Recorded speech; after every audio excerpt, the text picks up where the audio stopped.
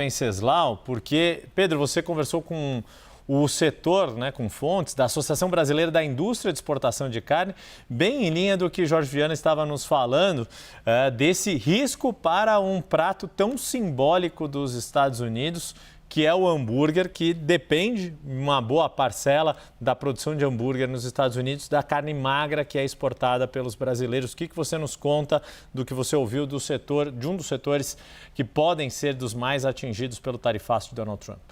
Pois é, o Jorge Viana mencionou a questão do hambúrguer, que é um blend de carnes. Eu conversei então com a ABIEC, que é a Associação Brasileira das Indústrias dos Exportadores de Carne. E eles explicaram essa questão do hambúrguer para exemplificar o tamanho do problema que criou Donald Trump para o mercado interno norte-americano. Falou que a tarifa pode encarecer o hambúrguer porque 12% da exportação do Brasil de carne vai para os Estados Unidos. E parte dessa carne é utilizada para a produção do hambúrguer nos Estados Unidos. O americano come muito hambúrguer. E aí ele me explicou que esse primeiro semestre lá nos Estados Unidos foi o pior ciclo pecuário em 80 anos. Isso acabou exigindo que os Estados Unidos comprasse mais carne e importasse mais carne de outros países, sobretudo do Brasil, para suprir a demanda interna. Se houvesse, nesse momento, uma sobretaxa, ficaria inviável fazer essa operação.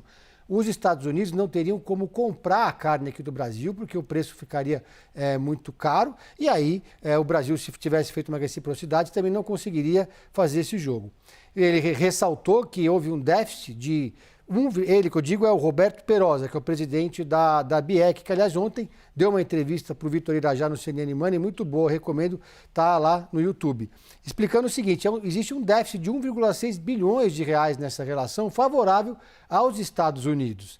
E ele explicou o seguinte, o Brasil exporta 20 bilhões de dólares, exportou entre janeiro e junho 20 bilhões de dólares e importou 21,6 bilhões de dólares. Os dados são da Comex, a Câmara de Comércio Brasil-Estados Unidos.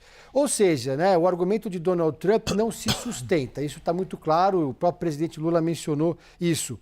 Ele disse o seguinte, em 2025, o Brasil exportou 220 mil toneladas de carne para os Estados Unidos. Em 2026, só no primeiro semestre foram 200 mil toneladas. Então, a expectativa do mercado em função de problemas climáticos, em função desse ciclo pecuário ruim, era de dobrar a exportação para os Estados Unidos para ajudar, inclusive, a abastecer o mercado norte-americano.